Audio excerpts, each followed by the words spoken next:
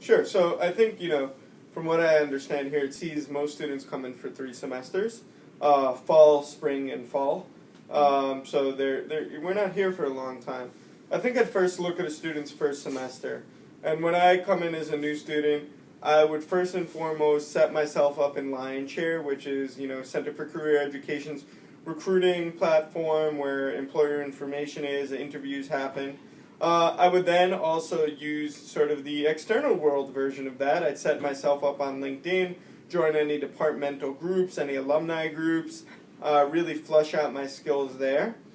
I would then look to market segmentation. And what I mean by that is if you're in a department such as electrical engineering, where there might be one of 5 concentrations, I'd start looking to what am I concentrating in and how do I differentiate myself as someone who does integrated circuits versus photonics versus signal processing versus networking and telecom. And I'd start to really be researching, what companies fit those areas of interest, where are they, who am I, where do I want to be, where do I want to grow. I would then look to developing my network. So I would start saying to myself, who's in my network, how do I access my network, and what tools do I have to network effectively, and then what do I do when I'm networking. I know a lot of these topics will be picked up in our later chats, though. I then also start thinking about summer internships. If you come in the fall, right, you start in September, right, you get to, Christmas break, maybe you're going home in December, mid-December to late December after finals, come back in January, all you know, soon you're in February and you don't have a summer internship for May or June. So I would literally begin thinking about companies' summer internship strategy right away. I'd be doing, really in my first semester, a lot of research-based work to prepare myself for my first spring semester, and then start using the information and applying it towards getting an internship. Within this process, I would also start creating a chronological resume, where I work in my undergraduate studies, relevant courses, maybe internships or jobs I've had before. I then start working in the projects that I might have here at SEAS. So if you're, a student and you got to work with a professor on research, include that in your resume. And again, this is just going to be a baseline resume. As we talk more through career topics, you might see that we're going to talk about tailored resumes. But here I would just get a concise one-page document that at least is a framework for a resume. I would then start investigating in classes more, go for academic advising.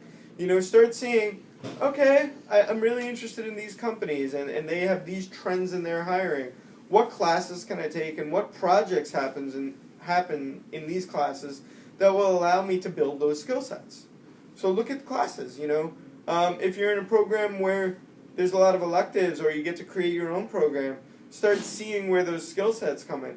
If you're in a program where the first 2 semesters are sort of told to you, well, you can spend less time on that. I'd start creating a target list of employers, and we'll talk more about that later, but I would ideally come up with 50 to 100 employers I want to start targeting. And I'd understand what their needs are, what their research is, what their trends are, who they're hiring, for what roles. I might look to something like H-1B visas for that. And then lastly, I would attend every event I could. I know students sometimes, and myself, I do it too, I'm sometimes dismissive of events and I say, oh, I know about networking, or I know what a resume is. Well, when you go to an event, you hear a lot of perspective that you didn't know before from a lot of professionals who have spent significantly more time. I think the average C student here is in their early to mid-20s.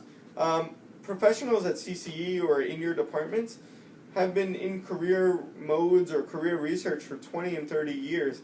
They add a lot of value and information we won't know about. So I would attend any event that CCE sponsors, any event that SEAS sponsors, including Engineers Connect, for example.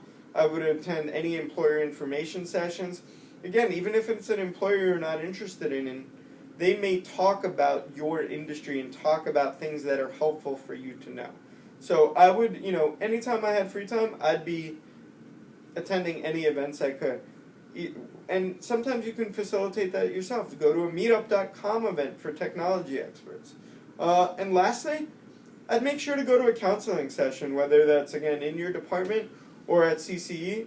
But I would, set up counseling to think through this with someone. The career search process, the job search process is multifaceted, very detail-oriented, it's very strategic, and it helps to have a thought partner and someone who really can talk from experience.